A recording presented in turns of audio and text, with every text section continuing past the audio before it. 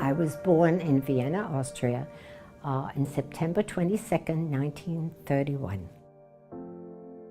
We went to our neighbor's apartment who was in the street, and everybody was looking out of the windows, but they didn't have the curtains drawn. They were like peeking out of the windows, and I wanted to see what it was.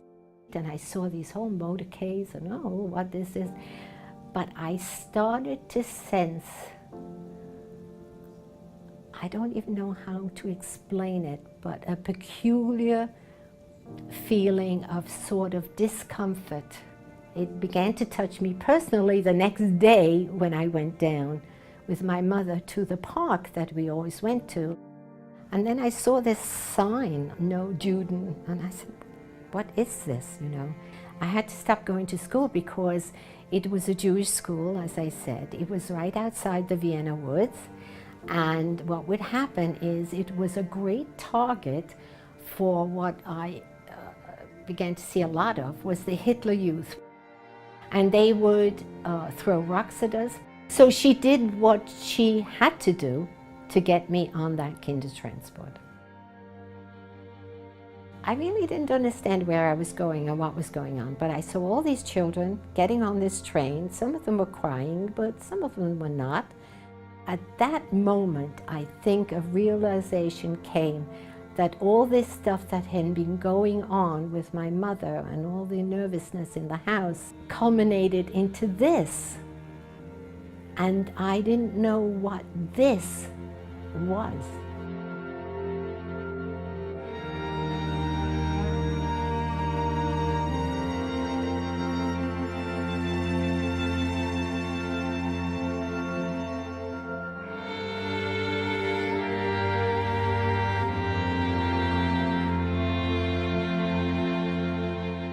Lilian and Philip Adams were the family that took me to live with them for 8 years. I must have had half a dozen dolls when I got there. I had a tricycle, I had balls, and there wasn't a thing that they didn't have for me when I went there. I was crying all the time. And I remember one day looking up at tea time, we were eating, and everybody around the table, they're all crying. And I'm looking at them and I'm saying, why are they crying? I know why I'm crying, but why are they crying? They just empathized with how I was feeling, and they really couldn't do anything about it. Everything that they could do, they did. As it is, I was fortunate to have this upbringing for 8 years. Impressionable years, 7 to 15, they're very impressionable years. I couldn't ask for a better upbringing than that. If you could say anything to Lilian and Philip Adams right now, what do you think you would say?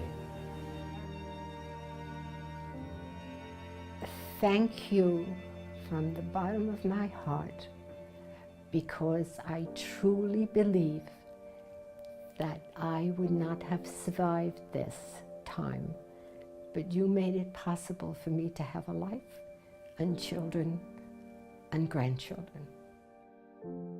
And I'll be eternally grateful for that, and so will my children. We have a word in Yiddish that says, they really did a mitzvah, which means a very good thing.